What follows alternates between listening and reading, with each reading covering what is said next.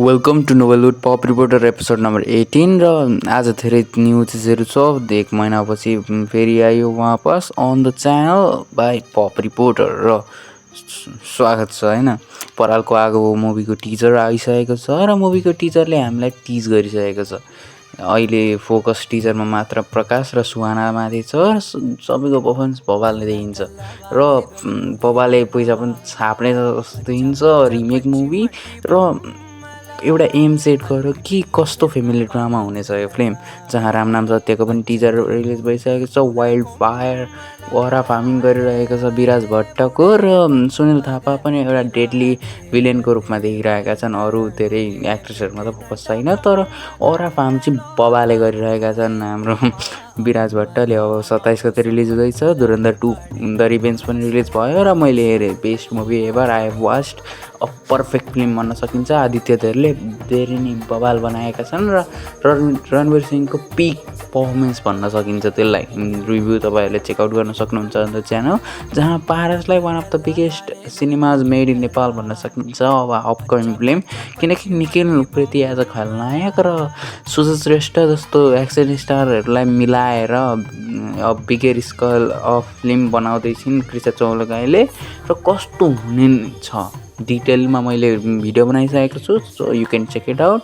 जहाँ 4टा मुभीहरू क्ल्यास गर्दैछन् थिए पहिला 27 गते चैत्रको, र because of incomplete shooting Rekha Thapa र पूजा शर्माको 36 को आँकडा पनि पोस्टपोन भइसकेको जस्तो लागिरहेको छ र अरू 2 मुभिजहरू पनि क्ल्यास गरिन्छ अब चाहिँ भन्ने सोच छ कि रामनाम सत्य फ्रम विराज भट्ट र सागर रम्सारको डल्लेले एन्ट्री मार्यो। तर अहिले डल्लेले एन्ट्री मारेको केही पनि बिग हाइप छैन, किनकि प्रमोसनमा त्यस्तो खटिएका पनि छैन। आउन आँटो रिलिज र अहिलेसम्म प्रमोसनमा पनि नखटेपछि कसरी चाहिँ चल्ला त फिल्म होइन। जहाँ नाजिर हुसैनले अहिले आफ्नो अपकमिङ मुभी मुक्तिपुरको काममा लागिसकेका छन्। क्राइम रिमेन्ज ड्रामा भनेर भनिरहेका छन् फिल्म, र सुटिङ स्टार्ट भइसकेको छ। र कस्तो चाहिँ हुनेछ त्यो मैले चाहिँ एक्सपेक्टेड भन्दा माथि नै निक्लिन्छ जस्तो देखिन्छ, किनकि नाजिर हुसैनको फिल्म चाहिँ जहिले पनि राम्रै नै हुन्छ। जहाँ कस्तुरीको पनि सुटिङ चलेको साथमा नयाँ लुक बाहिरिएको छ फ्रम निखिल उप्रेती र एजम्सन्स र एक्साइटमेन्ट बढिरहेको छ इन द अडियन्स। जहाँ आबाट आमाको कलेक्सन बक्स अफिस कलेक्सनमा रेकर्डमाथि रेकर्ड तोडिरहेको छ, जहाँ यो फिल्म पल्साको हाइएस्ट ग्रसर बनिसकेको छ।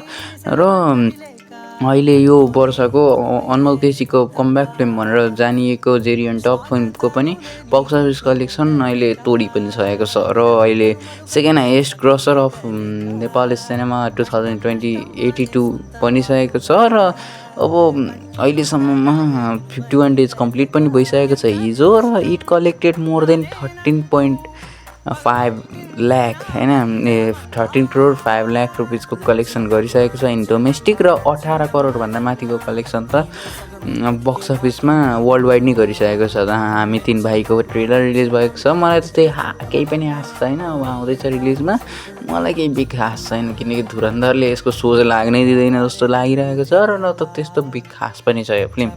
जहाँ पहाड मुभीको पनि टिजर रिलिज भइसकेको छ। मुभी कस्तो हुनेछ आइडिया छैन, तर टिजरमा मुभीको केही ग्लिम्सहरू मात्र देखाइएको छ र मल्टी स्टार फिल्म हो। एक्सपेक्टेसन राम्रै नै छ भनौँ न।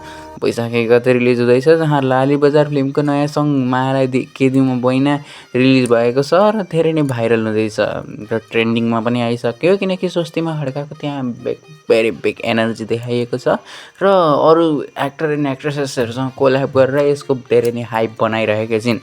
र नेपाली भाषामा बनेको सेप अफ मोमो भन्ने नेपाली फिल्म इन्टरनेसनल्ली वेब्स ल्याइदिएको छ, किनकि 2टा अवार्ड जितेको छ।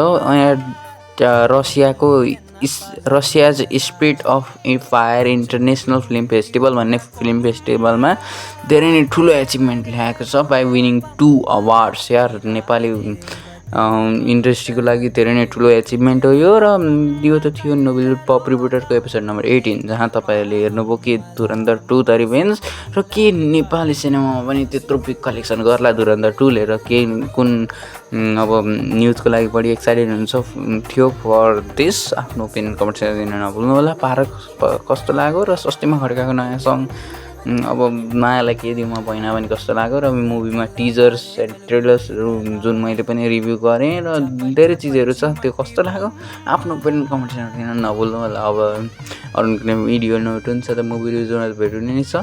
तबको लागि bye, thanks for watching and जय नेपाल।